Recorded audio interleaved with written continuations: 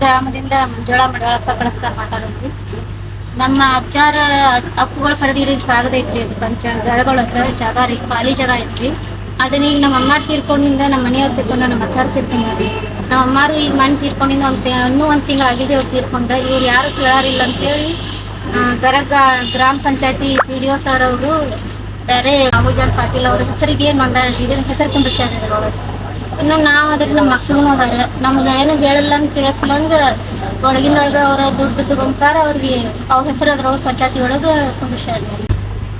ಅಲ್ಲಿ ಅವರು ನಮ್ಮ ಹಿತ್ಲ ಒಳಗೆಲ್ಲಾನು ಅಡ್ಡಾಡೋದು, ಗಾಡಿ ನಿಂದಿರ್ಸೋದು, ಮತ್ತೀಗ ಬಂದು ಅಷ್ಟು FIR ಮಾಡ್ಯಾವಂದ್ರೂ ತಂತಿದಲ್ಲಿ ಹಾಕದ ತಂದೋಗದಾರ. ಅದನ್ನೇನು ಪೊಲೀಸರು ತಗತ್ತಂದ್ರೆ ಪೊಲೀಸರು ಏನೋ ಕ್ರಮ ತಗೋವಂತವ್ರು. ನಾವು ಏನು ಭೇಟಿಯಾಗಿ ಹೋದ್ರೂ ಆಯ್ತಮ್ಮ ಹೇಳ್ತೇವಿ ಕರ್ಕೊಂಬರ್ತೀವಿ ಅಂತಾರೆ. ಅವ್ರು ಏನು ಮತ್ತು ಕರ್ಕೊಂಬರೋದು ಅವ್ರು ಕಳ್ಸೋದು ಅಷ್ಟೇ ರೀ. ಈಗ ಡೈಲಿ ಅಡ್ಡಾಡೋದು ಮಾಡ್ತಾರೆ, ಗಾಡಿ ತರಪ್ತಾರೆ, ತಂದು ನಿಂದಿರ್ಸ್ತಾರೆ.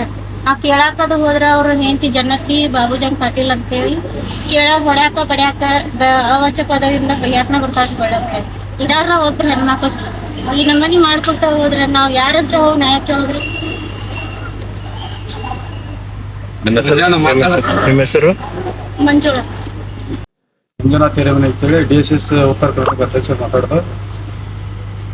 ಈ ಗರಗದ PDO ಶಶಿಧರ್ ಗಂಧ ಅಂತೇಳಿ PDO ಅವ ಆಲ್ರೆಡಿ ಇಲ್ಲಿ ಗರಗದಾಗ ಡ್ಯೂಟಿ ಮಾಡಕತ್ತ 7 ವರ್ಷ ಆತ. ಇವೆಲ್ಲ ಇದ ಕೊಟ್ಟಿ ದಾಖಲೆಗಳು ಯಾರ್ದಾರ ಆಸ್ತಿ ಯಾರಿಗಾರ ಹಚ್ಕೊಂಡು ಅವನು ಇದೇ ದಂಧೆಗೆ ಮಾಡಕತ್ತಾನ. ಆಮೇಲೆ ನಾವು ಮೊನ್ನೆ ಹೋದಲ್ಲ ನಮ್ಮ ವಕೀಲರಿಗೆ ನಮ್ಮ ಸಂಘಟನೆ ಹುಡುಗರು ಕಳಿಸಿದ್ದೇನ, ಅವ್ರು ನನ್ನ ಕಡೆ ನ್ಯಾಯ ಕೇಳಕ್ ಬಂದ್ರು. ಕೊಟ್ಟಿದ್ದ ದಾಖಲೆ ಸೃಷ್ಟಿ ಮಾಡಿ PDO ಒಂದು ಬುಕ್ನಾಗ ಎಂಟ್ರಿ ಮಾಡಿ ಅವ್ರು ಶೆಡ್ಯೂಲ್ಡ್ ಇದ್ರು. ಅವ್ರು ಕೇಳಕ್ ಹೋದ್ರು, ನಿಮ್ದೇನಿಲ್ರಿ, ನಿಮ್ದೇನಿಲ್ಲ, ಇಲ್ಲೇ ನಿಮ್ದಿಲ್ಲ, ಬೇರೆದವ್ರದ್ದು ಆಸ್ತಿ ಐತಿ ಅಂತೇಳಿ. ಅವರು 2021 ಅವ್ರ ಅಜ್ಜ ಮಗಳು ಖರೀದಿ ಮಾಡಿದ ಆಸ್ತಿ ಅದು. ಕೋರ್ಟ್ ಆದೇಶ ಏನು ಹೇಳ್ತೈತಿ, ನಿನಗೆ ಮಾಡಕ್ಕೆ ಅಧಿಕಾರ ಇಲ್ಲ ಅದ, ಇವೆಲ್ಲ ರದ್ದುಗೊಳಿಸ ಅಂತ ಹೇಳ್ತೈತಿ. ಅವ ಲೀಗಲಿ ಒಪ್ಪಿಗೆ ತಗೊಂಡು ಅವ್ನು ಕಾನೂನು ಸಲಹೆಗಾರ ಏನು ಕೊಟ್ಟಾನ ಅವನ ಮೇಲೇನು ಕ್ರಮಗೊಳಿಸ್ಬೇಕು. ಈ PDO ಇಮಿಡಿಯೇಟ್ಲಿ ಸಸ್ಪೆಂಡ್ ಮಾಡ್ಬೇಕು. ಇವ ಇದೇ ತೀರಿ ಇದೇ ಥರ ಯಾರು ಮಾಡ್ಯಾನಲ್ಲ ಅವೆಲ್ಲ ದಾಖಲೆಗಳು ತೆಗಿಬೇಕು. ಇದು ಮೇನ್ ಅಂದ್ರೆ ಅವ ಏನ್ ಸಿಸ್ಟಮ್ ಮಾಡ್ಯಾನ ಲೀಗಲ್ ಒಪಿನಿಯನ್ ಅದ್ರಾಗ ಕೊಟ್ಟಿದ್ ನೋಡಿದ್ರೆ ಲೀಗಲ್ ಒಪಿನಿಯನ್ದಾಗ ಅವನು ಕೋರ್ಟ್ ಆದೇಶ ಇರೋದು ಬೇರೆ, ಇವ್ರು ಲೀಗಲ್ ಒಪಿನಿಯನ್ ತಗೊಂಡಿದ್ದು ಬೇರೆ. ಅಪೋಸಿಟ್ ಪಾರ್ಟಿ ಕಡೆಯಿಂದ ದುಡ್ಡು ತಗೊಂಡು ಅದು ಎಂಟ್ರಿ ಮಾಡ್ಯಾರ. ಆಲ್ರೆಡಿ ನಾನು FIR ಮಾಡ್ಸೇನೆ ಅವನ ಮೇಲೆ. ಈಗ ಆಲ್ರೆಡಿ UO ಸಾಹೇಬ್ರಾಗಲಿ, ತಹಸೀಲ್ದಾರ್ ಸಾಹೇಬ್ರಾಗಲಿ, SP ಸಾಹೇಬ್ರಾಗಲಿ, ಇವ್ರು ಯಾವುದೋ ಥರದಿಂದ ಇವನ ಮೇಲೆ PDO ಮೇಲೆ ಕಾನೂನು ಕ್ರಮ ತಗೋಲಿಲ್ಲ ಅಂದ್ರೆ ಇದು ಮುಂದಿನ ದಿನಮಾನಗಳಲ್ಲಿ ಅವ್ರಿಗೆ ನ್ಯಾಯ ಸಿಗಲ್ಲ ಅಂದ್ರೆ ಉಗ್ರ ಹೋರಾಟ ಮಾಡ್ತೀನಿ ಅಂತೇಳಿ ತಮ್ಮ ಮೂಲಕ ಹೇಳ್ತೀನಿ. ಏನು ಅನ್ಯಾಯ ಆಗಿದೆ, ಈ ಥರ ಇನ್ನು ಮುಂದೆ ಬೇರೆದವ್ರಿಗೆ ಯಾರಿಗೂ ಅನ್ಯಾಯ ಆಗಬಾರ್ದು ಅನ್ನೋ ನಮ್ಮ ಉದ್ದೇಶ ನಮ್ಮ ಸಂಘಟನೆ ಪರವಾಗಿಂದ ನಾವು ಒಂದು ಮನವಿನ ಸಲ್ಲಿಸಿದ್ದೀವಿ ಅಷ್ಟೇ ಅಂತ ತಿಳಿಯುತ್ತೀವಿ. ಮುಂದೆ ಈಗ ಒಂದು 7 ದಿವಸ ಟೈಮ್ ತಗೊಂಡ್ರೆ ಎಲ್ಲ ಸಾಧ್ಯ. 7 ದಿವಸದಲ್ಲಿ ಅದನ್ನು ಪರಿಶೀಲನೆ ಮಾಡಿ ಯಾರಿಗೆ ಅನ್ಯಾಯ ಆಗಿದೆ, ಯಾರು ಇದನ್ನು ತೆಗೆದು ಬಿಡೋದು, ಯಾರು ಮಾಲಕರು, ಇವ್ರು ಹೆಂಗೆ ಬಂದರು, PDO ಒಂದು ಆಫೀಸರ್ ಒಂದು ಬೈಟರ್ ಹಚ್ಚಿ ಇವ್ರ ಹೆಸರನ್ನ ಬರಬೇಕಾದ ಸ್ಥಳದಲ್ಲಿ ಇನ್ನೊಬ್ಬರ ಹೆಸರು ಕುಂದಿರ್ತಾನದ, ಅವನಿಗೆ ಈ ಅಧಿಕಾರ ಯಾರು ಕೊಟ್ಟು? ಕಾನೂನಾರ ಒಂದು ಚೌಕಟ್ಟದಲ್ಲಿ ಮಾಡ್ಬೇಕಲ್ಲ ಕೆಲಸ.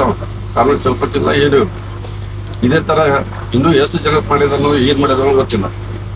ಅಲ್ಲೇ ಇದ್ದ ಒಂದು ಸುಮಾರು 7 ವರ್ಷ ಸ್ಥಗಿತ ಹೇಳ್ತಾರೆ. ಇದೇ ತರನ ಮಾಡ್ತಾ ಇದ್ದಾರಂತ ಊರ್ ಜನನು ಹೇಳಿದಾರೆ, ಆಜುಬಾಜುದವರು ಹೇಳಿದಾರೆ. ಇವನ್ನ ಇಮಿಡಿಯೇಟ್ ಆಗಿ ತೆಗೆದಾಕ್ಬೇಕು. ಈ ಕೇಸ್ಗೆ ಇವ್ರಿಗೆ ಅನ್ಯಾಯ ಆಗಿದ್ರೆ ನ್ಯಾಯ ಕೊಡಿಸ್ಬೇಕು. ನ್ಯಾಯ ಕೊಡಿಸ್ತಾ ಹೋದಲ್ಲಿ 7 ದಿವಸ ಟೈಮ್ ತಗೊಂಡಿದಾರೆ. 7 ದಿವಸದೊಳಗೆ ನ್ಯಾಯ ಕೊಡಿಸ್ಲಿಲ್ಲ ಅಂದ್ರೆ ಡೈರೆಕ್ಟ್ ಚಲೋ ಉಗ್ರ ಹೋರಾಟ PDO ಆಫೀಸ್ ಮುಂದೆ ಕುದಿರ್ತೀವಿ ಅಂತ ಹೇಳ್ತೀವಿ. ಸಂಗಮೇಶ್ ಬಸವ. ನಮಸ್ಕಾರ. ನಾವು ಲಕ್ಷ್ಮಣ ದೊಡ್ಡಮನೆ ಅಂತೇಳಿ DSSನ ಸಕ್ರಿಯ ಕಾರ್ಯಕರ್ತ.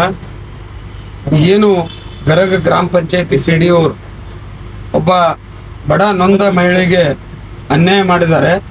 ಅವ್ರ ಹೆಸರನ್ನ ತೆಗೆದು ಬೇರೆ ಒಬ್ಬರ ಹೆಸರನ್ನ ಕೊಟ್ಟಿ ದಾಖಲೆ ಸೃಷ್ಟಿ ಮಾಡಿದ್ದಾರೆ. ಈ ವಿಚಾರವಾಗಿ ಈಗಾಗಲೇ FIR ದಾಖಲಾಗಿದೆ PDO ಅವ್ರ ಮೇಲೆ. ಈಗಾಗಲೇ ನಾವು SP ಅವ್ರಿಗಾಗಲಿ ಇವರಿಗೆ ಗರಗ ಪೊಲೀಸ್ ಸ್ಟೇಷನ್ನಾಗಲಿ ಈಗಾಗಲೇ ಕಂಪ್ಲೇಂಟ್ ಕೊಟ್ಟಿದ್ದಿದೆ.